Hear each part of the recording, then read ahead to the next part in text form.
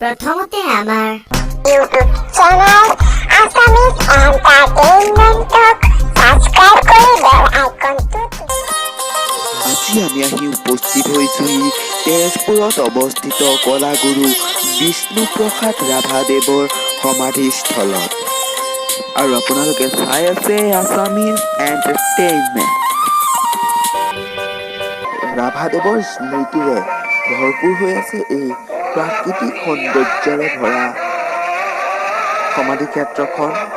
আৰু এয়া প্ৰদৰ্শন কৰা হৈছে তেওঁৰ অমৰ সৃষ্টি অসমীয়া ডেকা দলৰ এটি দৃশ্য।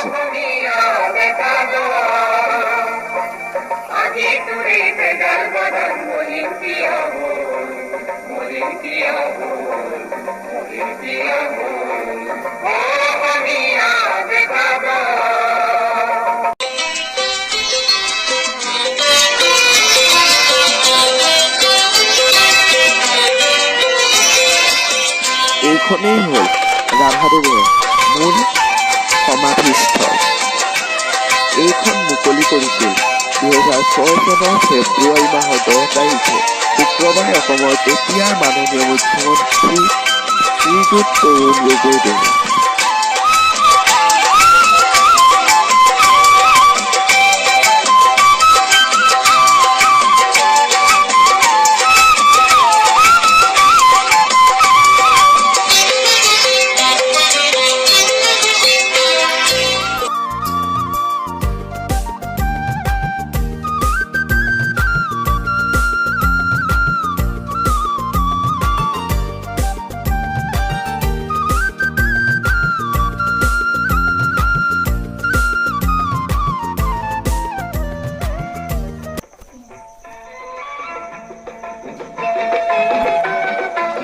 ইয়াত প্ৰতিফলিত হৈ আছে ৰাভাদেৱৰ অমৰ সৃষ্টিৰাজি গ'ল গ'ল গ'ল কৃষক শক্তি দলৰ কিছু দৃশ্যাংশ।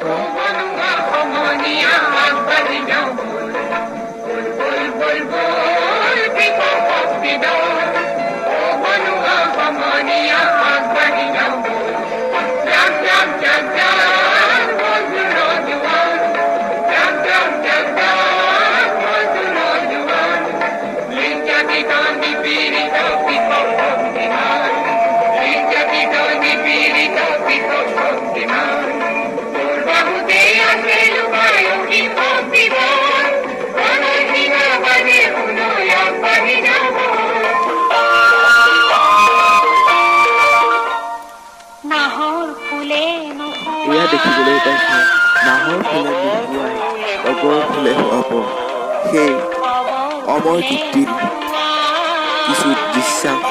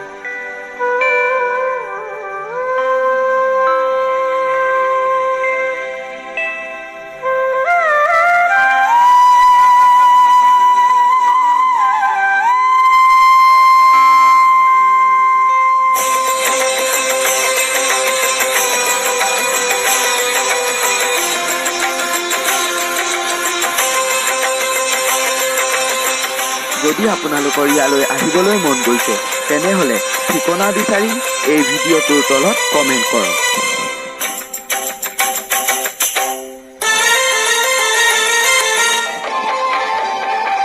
ইয়াত দেখুওৱা হৈছে ৰাভাদেৱে বিশ্বৰ চন্দে চন্দে গীত কৰা নৃত্য, যি নৃত্যৰ বাবে তেখেতে লাভ কৰিছিল কলা গুৰু উপাধি। এতিয়ালৈকে যদি YouTube channel Assamese entertainment subscribe কৰা নাই, ছাবস্ক্ৰাইব কৰি বেল আইকনটো টিপি দিয়ক আৰু ভিডিঅ'টো লাইক আৰু কমেণ্ট কৰক। ধন্যবাদ।